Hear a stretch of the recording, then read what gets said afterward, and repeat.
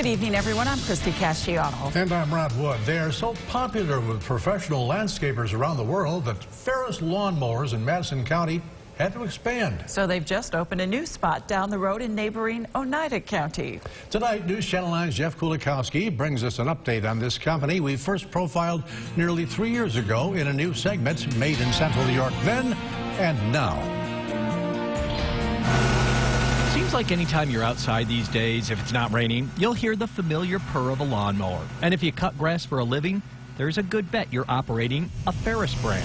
The company's been around since 1909, starting in Vernon as a company that made only farm equipment, which it did exclusively for nearly the next 80 years. At a time, we were actually building a mini manure spreader the first day I started, and my job was to put slats in the manure spreader.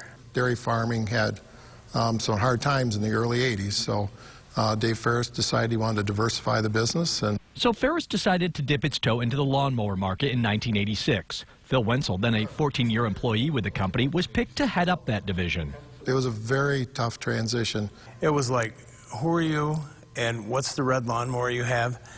Nobody asks anymore. That red is instantly identifiable, thanks in part to the multi-million-dollar climate-controlled paint booth at the factory in Munnsville, which is the old Stockbridge Valley Central School. Ferris moved there about 20 years ago.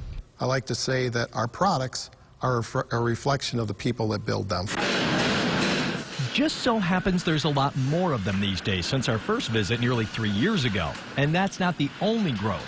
It was a real eye-opener to be able to walk into this facility and be a part of, development of this facility. To just say, we're taking our small plant in the old schoolhouse and really turning it into something. It's a new facility for the only Ferris maker in the entire world, opened down the road on part of the old Oneida Limited flatware site. Absolutely amazing. Amazing on what our growth has become in such a little time. The incredible growth of the commercial division for parent company Briggs & Stratton over the last few years, powered by Ferris, helped drive the need for a bigger facility here. This plant doubles the production capacity of the old school and has added 50 new full-time workers, putting total employment around 600. The facility is configured specifically for their operation, allowing the plant to be as efficient a process as possible to best meet customers' demand, while also giving them room to grow. And that's something that's great to watch it come from fab, a flat sheet of metal, to how they get the lasers to cut it out precision, and then they bend it, and then it's got to be welded, and then it comes through paint, and it comes out here, and we're just throwing it all together, and then it's like we just built one of the best mowers in the world.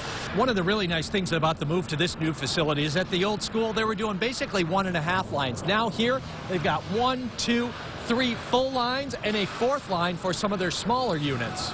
Our motto is our product is a reflection of our people. And that's driven from the top down, and we all understand that, and we come in here and we know what we got to do every day.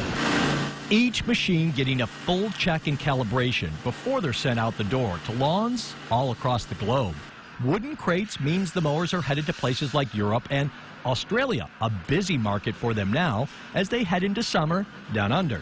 The metal crates carry mowers domestically. I was down in Florida, and it's amazing. I'm walking by and seeing people mowing their lawns with our mowers. The company that started making about 125 lawn mowers a year now has about 250 to 300 a day rolling off all those different assembly lines. We're growing so fast. If people want a job, come down and get a job, because we've got the openings. If you want a career and something great, this is where we need to be. Many parts of the plant are running 24/7, where they're not just making Ferris, but also Simplicity, Snapper, Snapper Pro, and some Billy Goat models too.